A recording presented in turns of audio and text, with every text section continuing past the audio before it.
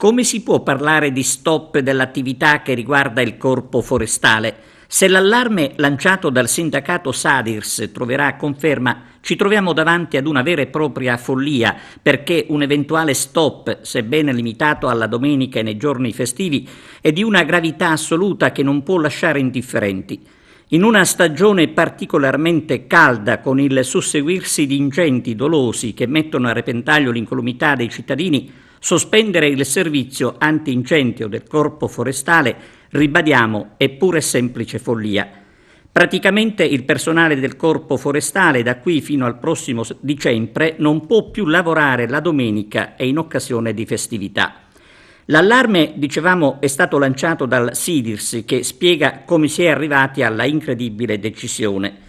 Dal governo regionale in sede di contrattazione nessuna direttiva è stata data all'ARAN per il personale del corpo forestale come corpo di polizia. Senza una deroga al limite di 1/3 di presenze per le festività, il risultato è che sin da subito tutto il personale che opera nei distaccamenti forestali, nelle sale operative provinciali e regionali, che oggi ha già raggiunto queste presenze per contratto, non deve più lavorare per tutte le festività fino alla fine dell'anno. Purtroppo, sostengono ancora dal sindacato Sadirs, vista la cronica carenza di organico, molti distaccamenti rischiano di operare o in settimana corta o di lavorare solo di mattina. È chiaro che tutto quanto rappresenta un assurdo di fronte ai gravi problemi creati dagli incendi. Da qui l'auspicio che a sostegno della categoria dei forestali possa prevalere il buonsenso del governo regionale e di tutte le forze interessate al problema.